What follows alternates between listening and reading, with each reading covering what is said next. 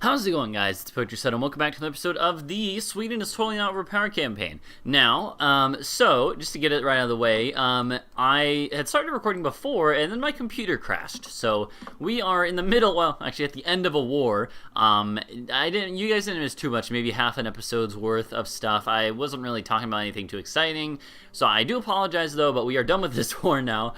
So we're starting a little bit further in than I wanted, but, so I'm sorry about that, but what can I do? My computer crashed and it corrupts files. You can't, there's no way to piece back together the recording, so I apologize, but we're here now. You didn't miss too much, and we're going to continue. Also, it's a new recording session, so I do want to say, sorry that there's been a little bit of a lack of videos recently. I'll explain more of that in a second, but let's go ahead and get our peace deal done with these guys first. So, I want to first see if we can get everything. And even if we can, the aggressive expansion is not that bad. Okay, yeah, so we can definitely get everything. We have a claim on this, so we should get it. Anything that we have a claim on, we should get. I'm pretty sure is the way I'm going to approach it. Because that's the stuff we need for the next mission on that line as well. So what do we have? Everything, not Wenden though, but Osel, we do have. So let's do this real quick. And now we can take it because we are not taking Riga in this deal. We might have a little bit of a coalition. I think it's absolutely worth it to get a little bit of extra stuff. Get it all in one war, you know. Yeah, we're going to conquer the stuff from Lithuania eventually anyway, so might as well conquer from them now, you know. And that looks fine. Cool. Let's get our overextension all taken care of. We have hardly any war exhaustion because that was fought all on their soil. Oh, shit. I didn't mean to take Wenden. That's right. I did not even mean to take that. I mean, well, I guess to be honest, I guess that's fine. That's actually really funny. Yeah, I actually took the one that I just said I didn't need to take. But to be honest, you know, whatever. It's actually fine. And Livonia is a good state. We're definitely gonna make it a state at some point. So you know, whatever. It's a little bit of aggressive expansion, a little bit extra aggressive expansion, a little bit more, whatever it's called. What was I gonna say? A little more admin proportionally, since it's not we don't have a claim on it. But still, you know what? It's fine. Let's make our new rivals. We have only Muscovy right now. Definitely someone like Hungary or Brandenburg. We can't do Brandenburg, so Austria maybe. Let me think about this for a sec. Yeah, I kind of feel like Hungary would be good. Let's do that for now. We already have Saxony, so that's good. Yeah, let's go and do this. So we have a plutocratic coup on the way, and oh my god, it's at 93. No wonder it's going so quickly. Can we make it to October though? I'm pretty sure we can. Yeah. So we'll do that. We'll wait. Revel is more than enough to support it. Yeah, Riga. Alright, we're gonna have rebels here, so let's stay up here for now. Novgorod has Liberty Desire. Yeah, that's fine. I don't care. Let's get our missions done. We might as well, to be honest. Hold on, give it a second. Alright, we also got the build buildings thing. This one is awesome. You should always do this pretty much as soon as you can. The tax income is, it's going to benefit you more early on, and it also doesn't scale up into the late game, so you might as well take it. 50 admin is always good. Like, you'll never not have a need for that, really. Conquer Livonia, permanent claims, so we can do this now, and trade efficiency, so yeah, I think that's good. We get claims on where? All the stuff up here, Pomerania. So we probably actually want to get rid of them as an ally, is what I'm thinking, you know? When does our truce with Denmark end? That's a good question. Oh, that's right, they're under Brandenburg now. Yeah, that's right. Which is actually good, because now we have a claim on Brandenburg. Okay. Yeah, tell you what, I think I'm gonna dissolve the alliance with you guys. We have a marriage with you too, though. No, we don't. Oh, no, yeah, we do. What am I doing? I can't read, apparently. Tell you what, yeah, we're not going to dissolve it then, but we'll find an opportunity soon enough to do that. Actually, that's probably going to break their alliance with them anyways. With the whole have a claim thing. We'll see. Let's wait on that. Whatever. we're annexing Novgorod. So, anyways, so I wanted to apologize to you guys about the lack of videos lately. I've been sort of going through this weird, like, you know, the last couple of weeks. I'm getting into my summer now. I still don't have a job, which sucks, but I'm hoping to find one. And have a little time to work, get a little extra money for the summer. But also though I just, I don't know, I've been really busy with other stuff and kind of just not really been able to focus on stuff this week. And this is actually what I talked about in the episode that was lost to the ether, is the fact that, I don't know, like, I have this weird thing where it's very hard for me to just come home from school and be like, okay, let's do something productive with the summer if I don't have anything lined up. It's very hard for me to come back, and it's because I'm lazy, it's my fault. But I come home from school and I'm like, let's do something productive, like write something, like write a novel this summer or something, right? And I'm like, let's write something or do something productive. So I'm gonna give myself, this is what I always do, and this is how I always fail at it. I'm like, I'm gonna give myself like 2 weeks of free time just to like relax after the semester, and then after that you need to, talking to myself here, after that I need to just focus on just doing this work and stuff, and minimize the amount of time I spend on like my YouTube channel, although keep it going, of course. And but then I kind of just like end up never getting into that, never setting a deadline like for the end of my free time, like, you know, being like, you have 2 weeks, after the end of the second week you need to stop playing as much games in your free time and only play games when you're doing the channel. That's what I need to do, but I never do it like that because I'm bad. And it's completely my fault, but it's annoying that I can't get myself to do that. But yeah, and so with that though, I have started, you know, I've been really bad with my time management, and so then I've just been playing games on my own time, but not recording when I should be and when I could, and I have extra time to. I haven't been recording, and that's not a good thing, because then I'm just playing games, not really doing anything productive other than gaming, and the stuff that is gaming related is not for the channel, in which case, if it is for the channel, it is productive in my mind. But when it's not for anything, it's just for my own enjoyment, it's not nearly as productive, and I don't feel as good about it. So, I don't know. So I apologize, but it's 100% my fault. But yeah, I don't know. It's something I kind of need to get better at for myself.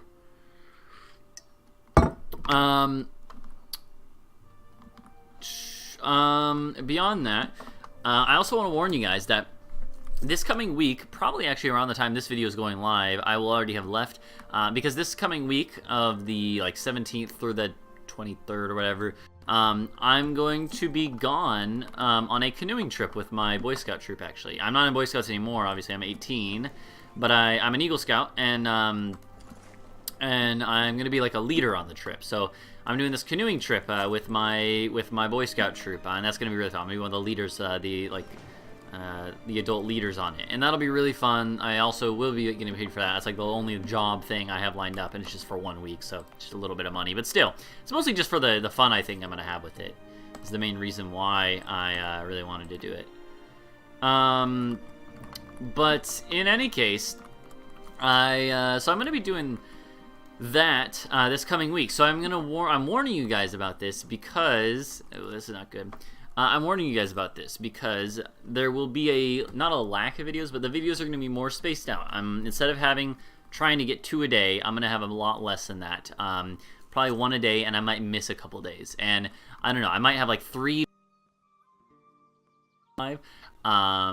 this whole week. Depends on how much I record tonight and tomorrow before I go. So I do apologize about that, but it's there's only so much I can do about it. So please forgive me, though, and I'm going to try, and we'll pick it up after that, and I really am going to try to say, after I get back from this trip, you know, this week-long trip, that I'll reset, and then be working on the channel more, be, like, consistent, set aside 1 day a week that I record a bunch, you know, or stream a bunch, and then saying, you know, from there on, set more aside time for my own personal stuff that I want to do to be more productive. So anyways, I apologize, but that's how it's gonna be for this coming week. Military tech, we can maybe afford one. We don't have any military ideas, so I meant, but yeah, don't have that. Also, I have both my dogs in here with me, so if you hear any barking, I apologize. That's them. I will try to mute myself if they do that. Still.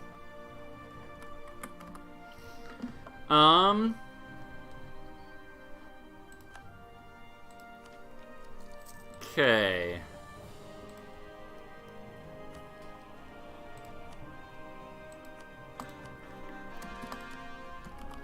Okay, there we go. We got all those cores done, except Wennon, but that's we're gonna wait till that finishes there. So we actually did get some good states. Like, I actually want to look at these compared to our other current states. I'm pretty sure these are better than most of them.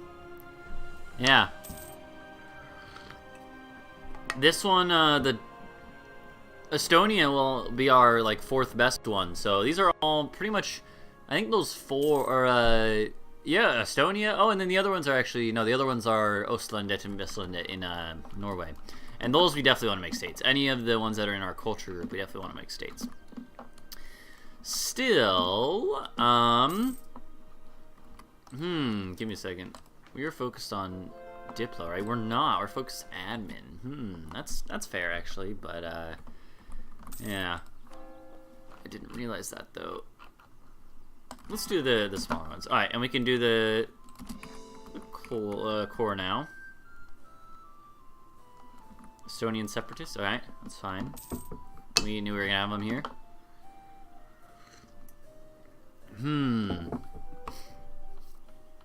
Okay.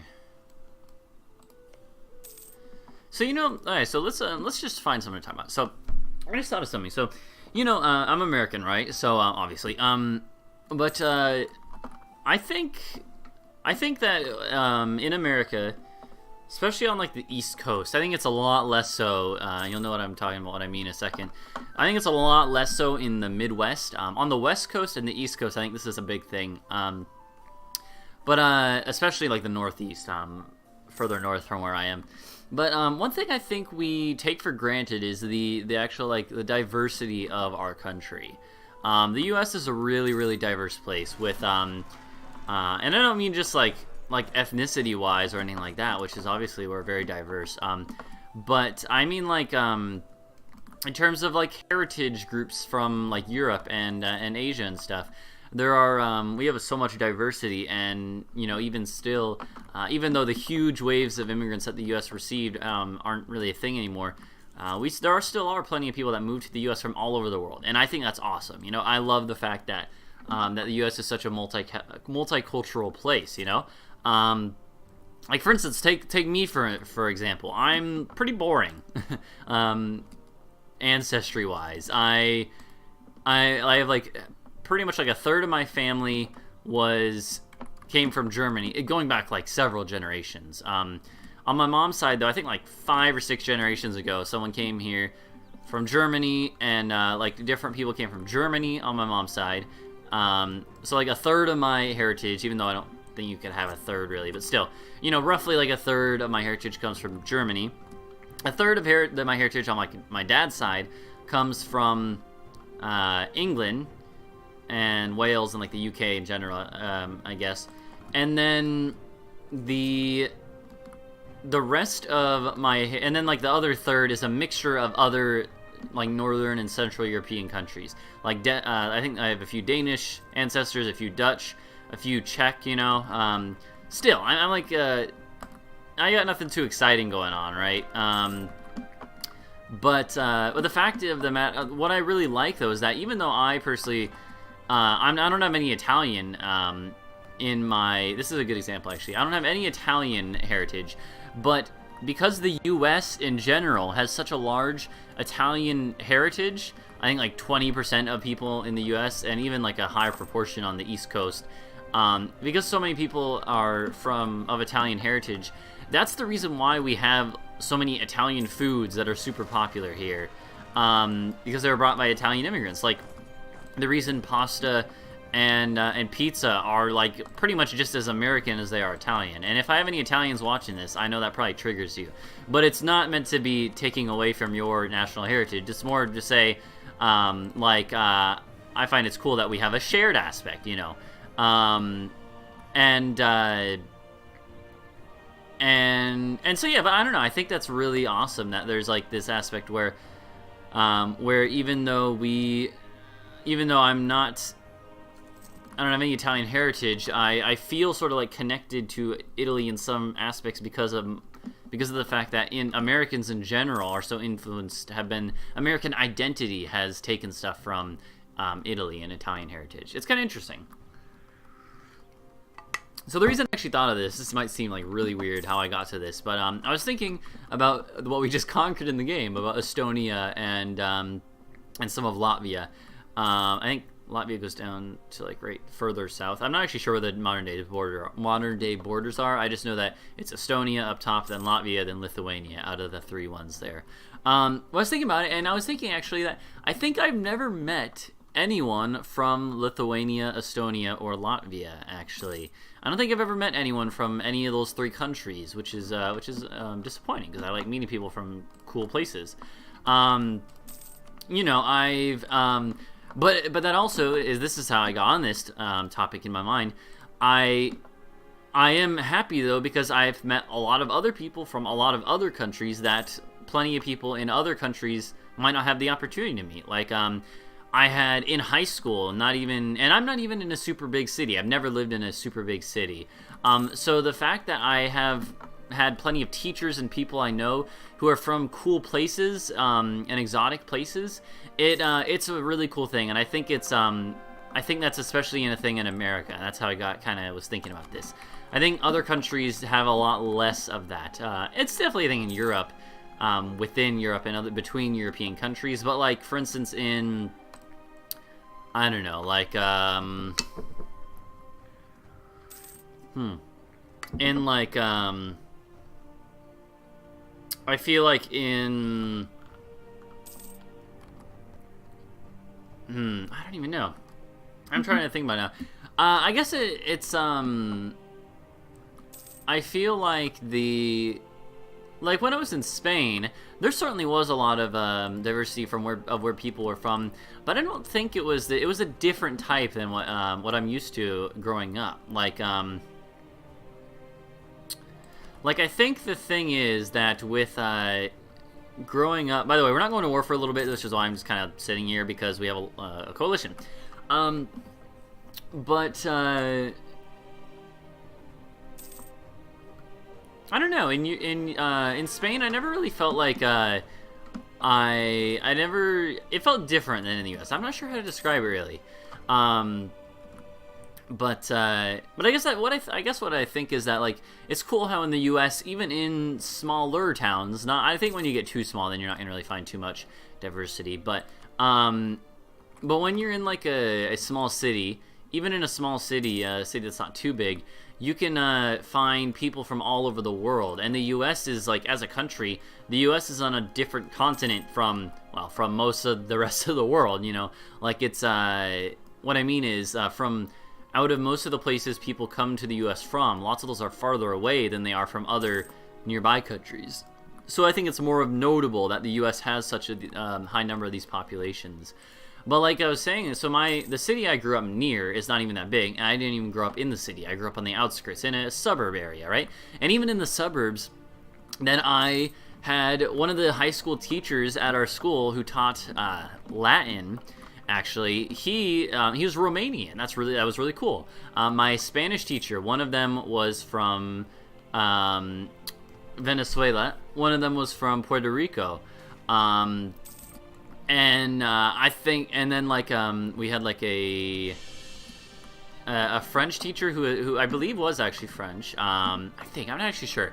And this is at my high school, right? It's a big high school, but it's a big high school, but in a suburban area. It's not like it's a city. It's not a super large city area.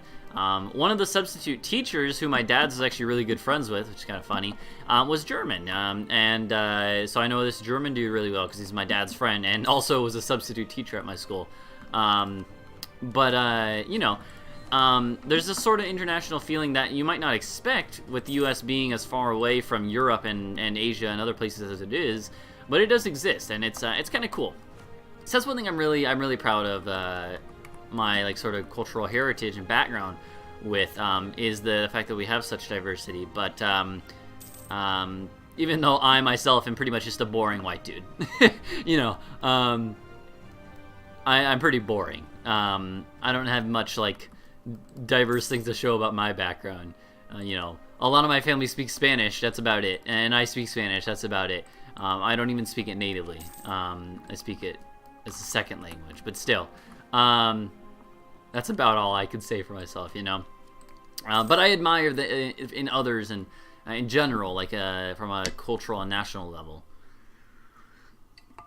But as I was saying, though, like, what got me on this, I don't think I've ever met someone from Lithuania or Latvia or Estonia, from any of the Baltic countries. I know, and also I know there's like 4 different categories for this area. Well, I know this one. I know Scandinavia obviously doesn't apply to those, but like, I never remember where's, like, which ones are the Scandinavian. Like, is Finland Scandinavian or not? Because I know Norway, Sweden, Denmark are. Is Iceland Scandinavian, though? There's the Nordic countries. Does the Nordic ones include the Baltic states? Because these are the Baltic states is everything in the Baltic, right? Except I don't think it's Germany. I don't think it's Poland. I don't know. I don't know. That's that's something that please don't roast me over the fire with, because you know, being from America, that's not something that we were necessarily taught. But trust me, I know like 3 times as much as the average American does, probably. So I do know there's a difference. I just don't know which ones are differentiated as such. We're up to get 10,000 more troops, which is perfect, or 11,000 in a second here. Yeah, this was good to spend a little time out of war. Yeah, that was good. And there we go. We got a lot done, right, mate? Okay. We also do... You know what? I'm going to take an idea group from... Oh, we should take the aggressive expansion. Should have taken that probably before the... Oh, crap. I didn't have the... No, I do have the ideas. Idea cost. Good. Oh, you had a heavy. Nice. So... In terms of states, we don't have a huge state limit, but we do have some good states. Oh my god, Novgorod is so good. It's 31 development in just Novgorod. We have to make that a state right now. It's so good. I do think I want to make Novgorodian a promoted culture, you know? It's 22% of our country already, and it's going to be even more once we make, like, Pskov another one, which is, it's good enough to be, especially when we get more stuff. And when we conquer the Muscovite land, I don't really care to make Muscovite a promoted culture. Even though I think Muscovite is pretty good as well. I'd rather just do one and then convert all the other stuff to it. And we're gonna have other stuff up here to do, like Westphalian, Pomeranian, Prussian, at least a couple of those. So I think that's good. I definitely think I want to make Novgorodian a promoted culture. That seems like a good thing to do. And it should make it so we'd never have rebels in this area again, or well. Maybe not never again, but for a long time. Hey, we're a great power now. We're already the 6th great power now. Nice. Oh, what are these? Oh, the Streltsy regiments. Oh, snap. I forgot about that. The fact that you can, that we had one of the Russian dudes. So we have some special infantry, and I don't think they'll go away as long as we just never disband them, you know? That's real cool. That's real freaking cool.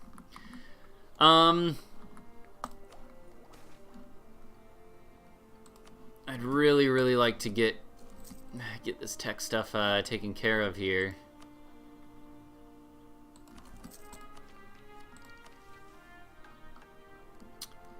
What was it? Yeah, let's go in here and look again.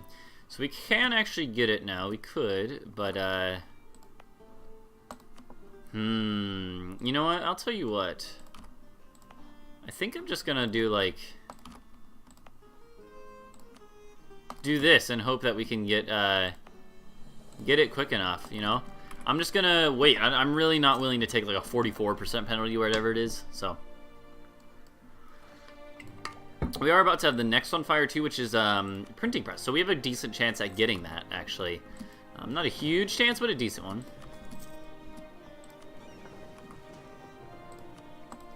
Going to protect trade in the Baltic. Okay. Well, anyways, though. So I did go a little over on time for this episode, though. But thank you guys for watching. please go ahead and leave a like and subscribe for more. Hopefully you didn't mind my little, not rant even, it was like a positive rant, I guess, but my little like spiel about cultural diversity in the United States and stuff. I'm not trying to like put down any other countries or anything like that. I'm just saying it's one thing I really like about where I'm from and stuff. But anyways, thank you guys for watching. See you guys later. Bye-bye.